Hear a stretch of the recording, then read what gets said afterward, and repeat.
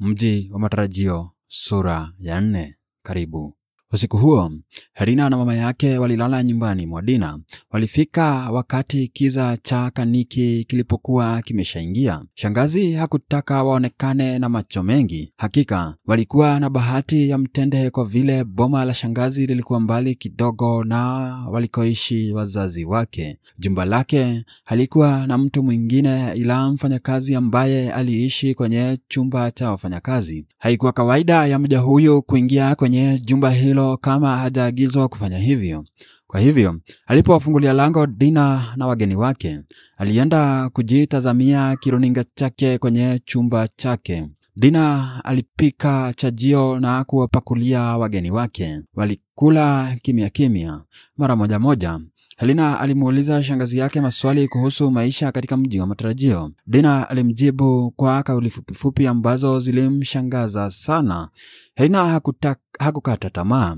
Alizidi kumiminia shangazi yake maswali. Alitaka kujua kuhusu mwajiri wake. Je, alikuwa na watoto? Je, watoto hao walikuwa wanasoma? Je, familia ya mwajiri wake ilimcha Mungu? Maswali hayo yalimhofisha Dina zaidi. Alimwambia Herina kuwa mwajiri wake alikuwa mtu mzuri. Herina alipochunguza kauli ya Dina aling'amua kwamba hakutaka kusailiwa zaidi. Saa 3 usiku alitazama taarifa ya habari kwenye runinga. Miongoni mwa habari kuu za siku hiyo ilikuwa habari kuhusu shughuli za kujisajili kwa wanafunzi katika gredi ya 7. Stesheni mbalimbali zilionyesha wanafunzi katika shule anuwai wakijiandikisha. Herina alisikia runinga hii ikipongeza Wizara ya Elimu kwa kumlipia karo mvulana mmoja ambaye alitoka katika aila maskini. Hilo lilimtia huzuni sana. Alijua kwamba kwa kweli si ukosefu wa karo uliomfanya kuandamana na shangazi yake. Kama alivyokuwa amejiambia hapo awali, safari yake ilikuwa kitendawili hasa. Alijiambia kwamba angekitegua kitendawili hicho siku moja. Walipomaliza kusikiliza taarifa ya habari, shangazi alionyesha vyumba vyao vya kulala. Kama lilivyokuwa jumba hili la shangazi, vyumba vyenyewe vilikuwa vya kisasa. Japo Herina alikiona chumba alichopewa kuwa kizuri, hakikumfanya kukidharau kile chake kule nyumbani. Alipenda nyumba yao. Haikuwa kubwa lakini ilijaa upendo. Hiki cha shangazi yake kilikuwa kamba ya mbali, na tangu hapo alijua kwamba kamba ya mbali haifungi kuni. Alijiambia kwamba siku moja angefanikiwa kukamilisha elimu yake na kuwajengea wavyele wake nyumba ya kiwango chao. Usiku huo, Herina na mama yake walipata usingizi wa mashaka. Mawazo ya kila aina yalimfurika kila mmoja akilini. Mama alijawa na majuto kwa kuwa na nia dhaifu. Alijilaumu kwa kushawishiwa haraka na shangazi Dina. Dina alikuwa mmoja kati ya binamu ya mzee Makali ambao walimtembelea mzee huyo mara kwa mara. Japo Bi Makali alikuwa amesikia Dina akihusishwa kwa mambo yasiyofaa, hakuwa na sababu ya kumsadikisha kuwa angemtendea mtoto wa ndugu yake mabaya. Isitoshe, huyo mume wake alikuwa amezama kabisa huko alikokwenda. Hata baada ya kutumia barua ya kumwalika mtoto wao katika shule ya upili ya Kilelea kupitia kwenye mtandao, mwenyewe hakutoa kauli yoyote ya heri wala ya shari. Kwa hivyo, dada mtu alipokuja na kumjuza Bi Makali kwamba mzee mwenyewe alikuwa ameridhia binti yake afanye kazi, Bi Makali alijiona kama asiyekuwa na uneni.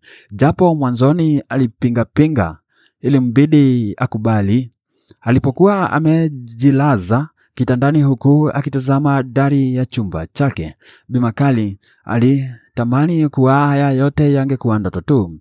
Alitamani kuamka asubuhi na kujipata akielekea kwenye njia kuu, akimpeleka mwanawe shuleni. Herina alitafakari kuhusu mambo mengi. Alijiambia kwamba hakuwa ameyaelewa mengi ambayo yalikuwa yakitokea. Alichojua ni kwamba kwa kweli alikuwa ameshikwa na bila shaka ilikuwa ni sharti ashikamane. Alifahamu kwamba baada ya siku 2 au 3 angekuwa mgeni wa mtu asiyehusiana naye kwa damu wala usaha. Mama yake angekuwa akililia kule kijijini kwao. Ndugu zake wangekuwa wanaendelea na masomo yao bila hata kuwa na moyo kwamba hakuyaanza yake. Hata hivyo, alijiambia kuwa huo haukuwa mwisho wa maisha yake. Pengine safari hii ndiyo itakayonifungulia milango ya heri. Huenda hata huyo mwajiri wangu akainukia kuwa mwokozi wangu. Huenda ndiye atakaye niauni. Walisema wahenga kuwa riziki mikononi mwa waja. Alijisemea Herina. Herina alizidi kujishauri na kujishawishi kuangaza macho yake mbele. Haidhuru kwamba alikuwa mchanga mno. Itamlazimu ajikune ajipatapo. Alijiambia kwamba angefanya kazi ambayo angepewa, bora isiwe ya kumvunjia heshima. Tangu hapo alikuwa amejifunza kusaidia katika kazi mbalimbali za nyumbani. Hata shuleni walikuwa wamejifunza kufanya shughuli mbalimbali kuhakikisha kwamba wanatengeneza mazingira mazuri ya kusomea. Angetumia stadi hizo kujiendeleza huko alikokuwa anaenda. Huenda hata asikae mjini kwa muda mrefu. Akizihifadhi vyema pesa ambazo angelipwa, angeweza hata kujiunga na shule ya upili. Jimbi la kwanza lilimpata Herina akiwa macho. Kuwika kwa jogoo wa jirani kuliamsha ari mpya katika nafsi ya mtoto huyu. Alimuona jogoo kama anayemtangazia mwanzo mpya. Hakujua vipi, lakini moyo wake ulikuwa mtulivu zaidi. Nikana kwamba hakuwa anakabiliwa na tatizo lolote. Alitoka kitandani kwenda dirishani, alitazama upande wa mashariki na kuona dalili za jua ambalo lilitaka kuchomoza. Jua hilo halikumshughulisha sana. Alirudi kwenye kitanda chake na kutizama ukutani. Akrabu za saa zilionyesha ni saa 10:30. Alijitayarisha na kuanza ibada yake asubuhi kupitia kwenye runinga yake. Angekuwa kwao angeenda jikoni na kutayarisha staftahi. Hata hivyo, alitanabahi kuwa hapo alipokuwa alikuwa mgeni, na bila shaka kuku mgeni hakosi kamba mguuni. Hakutaka kuamsha waliolala. Aliamua kufanya mazoezi yake ya asubuhi. Kwa vile alikuwa na muda wa kutosha, aliamua kukimbia mbio za mchaka. Japo alikuwa ameyaacha mazoea haya kwa muda tangu afikwe na msiba wa kukosa nafasi katika shule ya upili. Asubuhi hii, Herina aliingiwa na hamu ya kukimbia. Alihisi kwamba alihitaji kuiona siku ikipambazuka. Alihisi kwamba alihitaji kuyapa mapafu yake hewa safi kabla hewa yenyewe haijaanza kuchafuliwa na wengi wa waja. La muhimu zaidi, alihitaji muda wa kuzungumza na moyo wake kuhusu mabadiliko ambayo yalimkabili. Herina alifungua mlango wa chumba chake polepole asije akavuruga amani ya waliolala katika jumba hilo. Mama yake alimsikia akitoka, lakini hakumzungumzia. Hakutaka kumkera. Bimakali alijua fika hulka hii ya mwanawe. Huko nje, Herina alimpata mlinzi langoni mwa boma la shangazi yake. Alimwamkua kwa bashasha. Mlinzi alitaka kumuuliza maswali, lakini alipoona namna alivyokuwa amevaa binti huyu, alijiambia kuwa mwenye macho haambiwi tizama. Hakuna haja ya kumzuia kimwana wa watu kwa vile hakuwa hata amebeba chochote. Herina alifuruliza moja kwa moja mpaka kwenye njia kuu.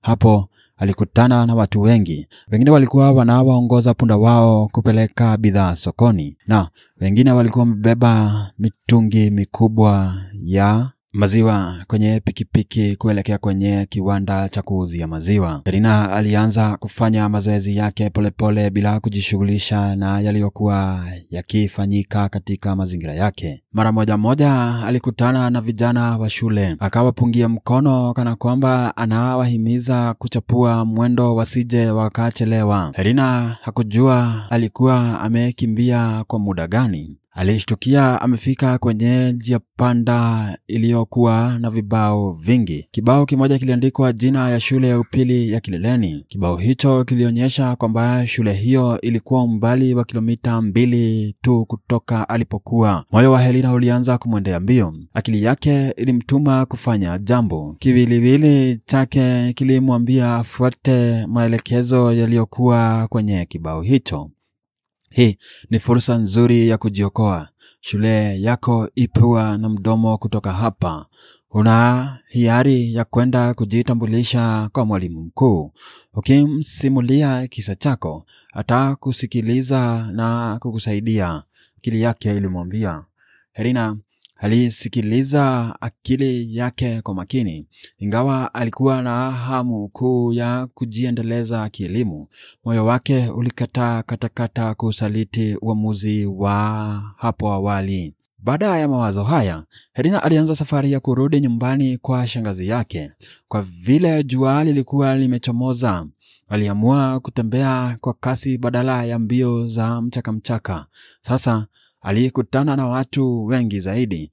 Wote walimtazama kwa makini. Herina alielewa maana ya mtazamo huo. Alikuwa mgeni kwao. Herina alifika kwa shangazi yake baada ya muda mfupi. Aliwapata wawili hao roho zikiwa mikononi. Mtazamo wa bawabu pale mlangoni ulimshauria kwamba hakukuwa shwari, ila hakujali sana. Alibisha hodi sebuleni na shangazi akaufungua. Samahani, sikuambia kwamba ningetoka asubuhi.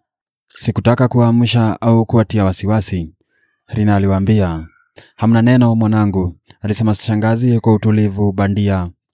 Mama yako ameniambia kwamba wewe upenda kufanya mazoezi asubuhi. Hiyo ni hulka nzuri kwa afya ya mwili na akili.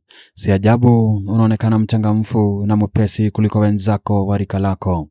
Herina alitikisa kichwa kuonyesha kukubaliana na shangazi yake, japo kwa kweli alijua kwamba kupata tena nafasi ya kufanya mazoezi kulitegemea tabia ya mwajiri wake. Aliamua kubadili mkondo wa mazungumzo. Watu wa kijiji hiki huamka mapema mno.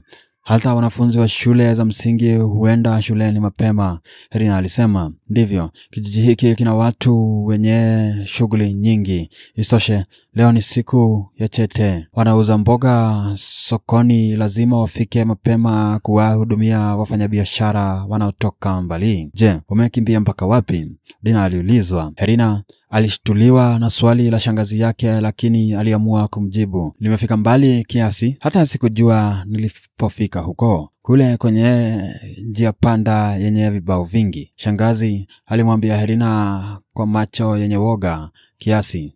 Mama yake Herina aliona haya. Alitaka kumuuliza Herina ni wapi hapo penye njia panda, lakini Herina alimtangulia kuzungumza. Nilipofika hapo nilihisi kwamba nilikuwa nimeenda mbali sana.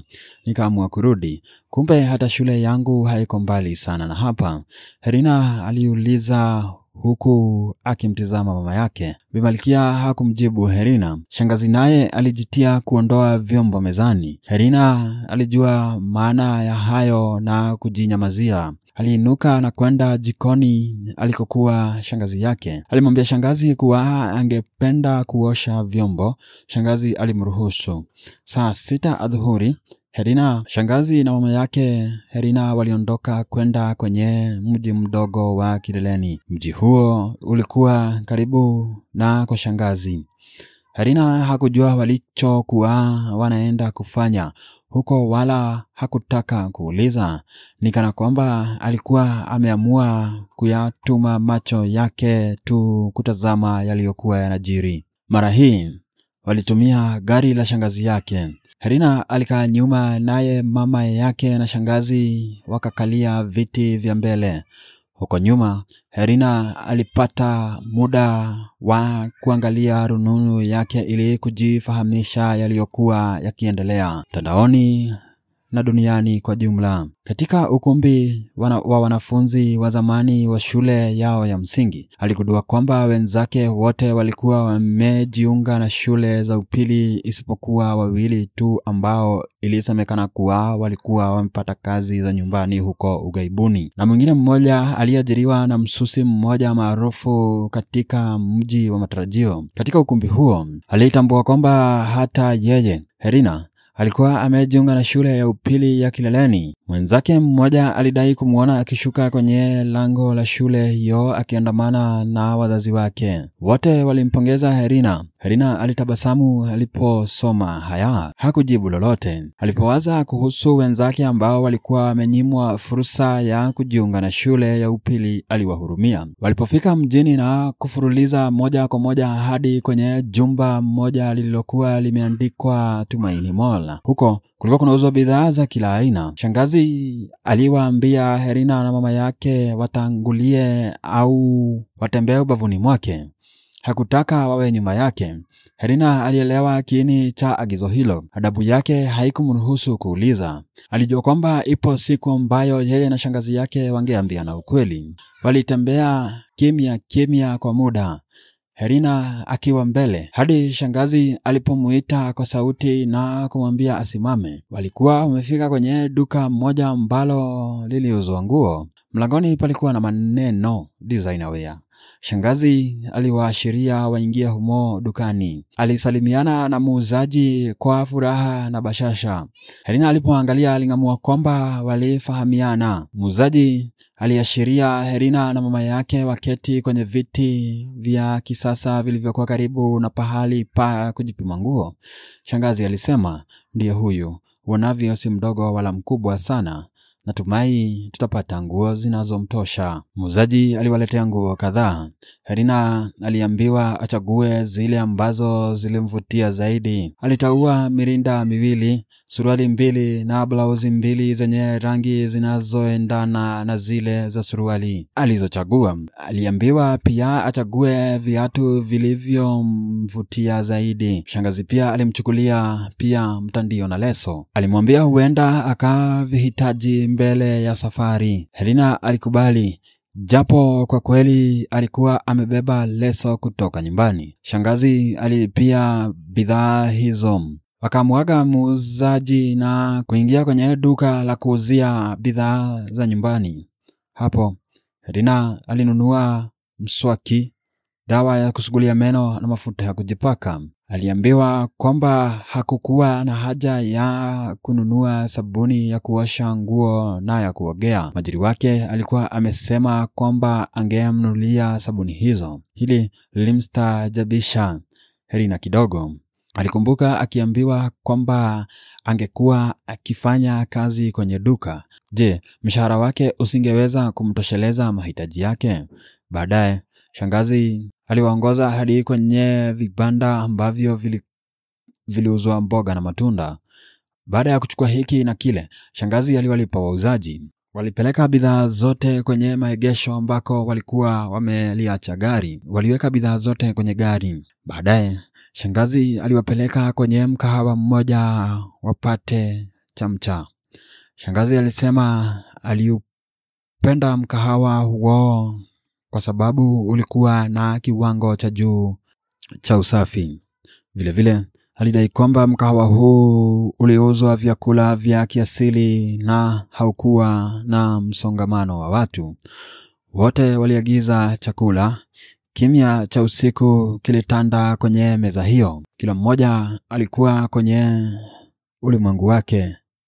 Shangazi alikuwa na furaha kwamba mipango yake ilikuwa imetimia.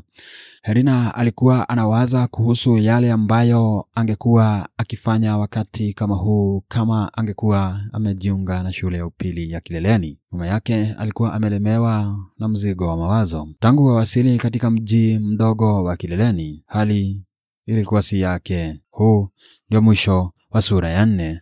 Tukutane katika video hiyo nyingine, takapokuwa na kusomea sura ya 5. Kwaheri kwa sasa.